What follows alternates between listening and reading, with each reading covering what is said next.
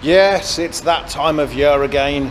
Some people dread it, some people aren't bothered by it. But it's time to take the bike for her MOT. And am I worried about taking her for an MOT?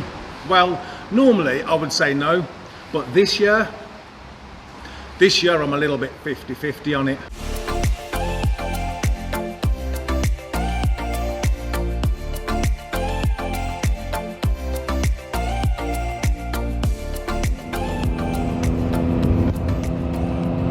Well, we've certainly picked a terrible day for it. Lauren was lovely and clean before we came out. And now we're getting rained on. The same thing happened last year actually. I remember taking Lauren for her MOT last year and we'd had a run of decent weather, and then on the day that Lauren goes for her MOT, it's raining. Seems to be a theme coming along here, Lauren. And I'm hoping that theme doesn't continue into your MOT test. And this is why I am only 50-50 with regards to Lauren's MOT. I'm normally confident. I take a vehicle in, car or bike, and I've done all the necessary work, all the checks, everything, and so I'm normally confident in the vehicle's ability to pass the MOT. And I was confident last year, but Lauren, yeah, she failed last year. So what am I worried about? Well, last year Lauren failed on two things. She failed because the front brake lever, I had adjusted it on the way to the MOT, only had adjusted it too far, and I left myself without enough reserve travel. So she failed on that, and that literally you just adjust it back, and that one was a pass. And the other one was her headlamp alignment, which was odd because it was too high. Don't know why. Don't know if they do the headlamp alignment with a person sat on the bike. If they do, then the explanation there is that I had softened up her rear suspension, and so the light would have been pointing higher. But anyway, that was the other failure point. And the MOT man come to adjust it and it wouldn't adjust. So I took the bike home and it turned out he was adjusting the wrong one. So in the end, both of those failure points, and there was only two of them, both of them were easy fixes. And then there were three advisories. One was noisy exhaust. I mean, two of these advisories are just nonsense. One of them is noisy exhaust, which, yeah, tell me something I don't know. I can't argue that one.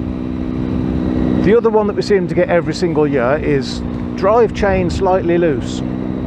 Really? Because last year I adjusted it for the MOT and he still gave me the advisory. A couple of days ago I checked and adjusted the chain again, and it is exactly on spec. So I don't expect to get an advisory for a slightly loose drive chain, but I think this MOT man, he likes to put it on there anyway. So we'll see whether we get that one. But the one that worries me, the one that makes me a bit 50-50, is that last year she got an advisory for a slight brake fluctuation on the front brake. And oddly, I hadn't noticed it. And shortly after, inevitably, I did start to notice this brake fluctuation. And so I took the discs off and cleaned them. And one of my subscribers, one of my viewers, had said, try cleaning up the floating disc bobbins, which I did, and I hadn't thought about that. I hadn't worked on floating discs before, so I cleaned them up. They were pretty gummed up, and it did help. It didn't fix the problem, but it did help. The problem is still there, and I'm not sure if it's gotten any worse. It might have gotten slightly worse, or maybe I'm just noticing it more now. I'm not sure, but it's definitely still there. But there's not actually a problem with the brakes. I never struggle to stop this bike. I never feel like there's a problem there that I can't deal with, you know.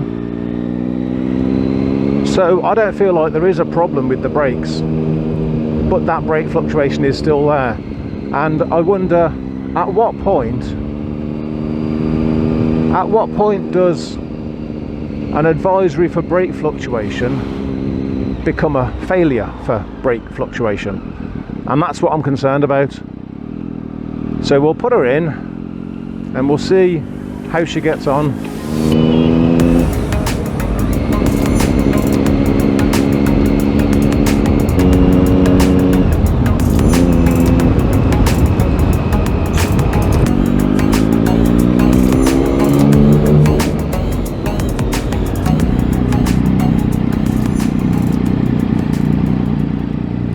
Well, good luck, Lauren. Not sure if I'm fitting you in there.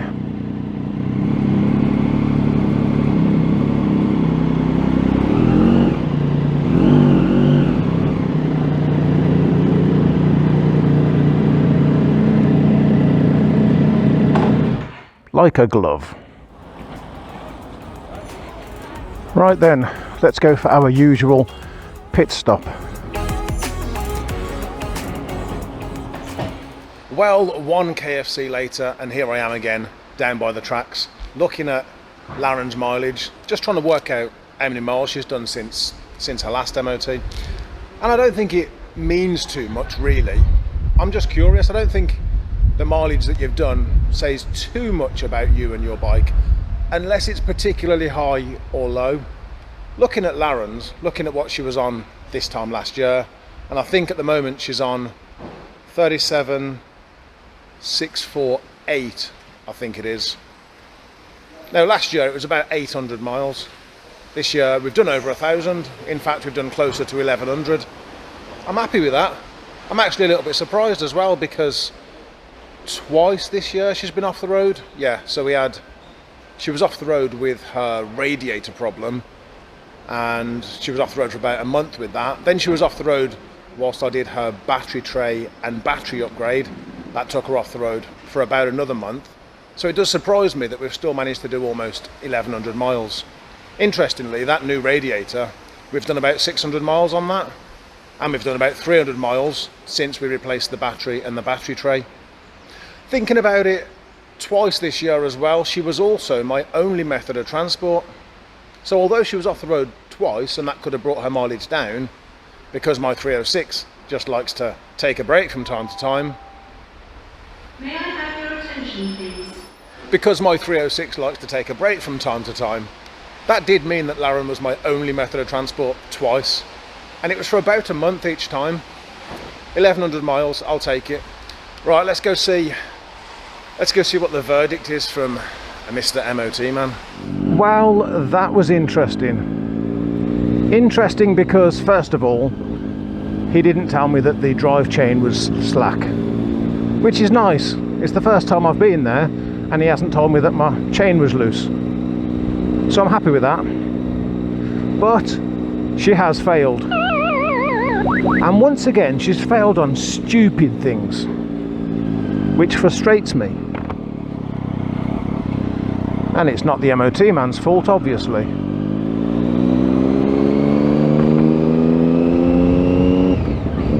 But yes, Lauren has failed on two stupid bloody things.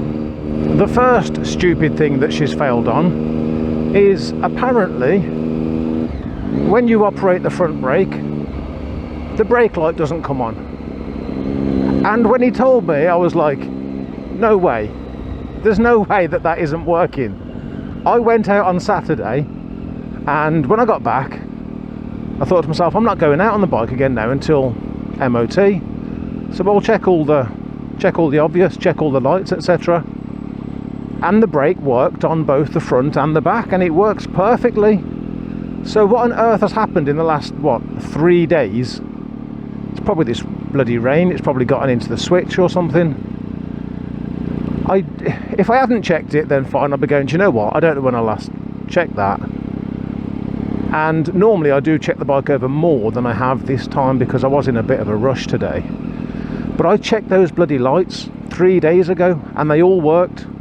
So I don't know what funny game she's playing at, but I'm going to go home and have a look at it, because as far as I'm concerned, there's nothing wrong with it. I mean, there has to be, obviously, because they've tested it and it doesn't work. But that one really shocked me. And the other thing she failed on, the other stupid thing, is apparently her horn doesn't work.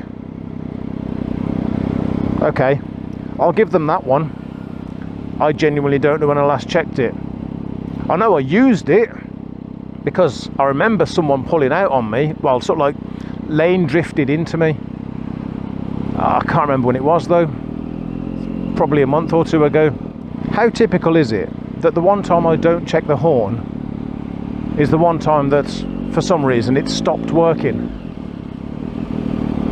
Now, you know, that could be rain getting in there again, but I can't remember the last time I actually used Laren in the rain. As much as I've been using her a lot more than I did last year, don't know when I last rode in the rain.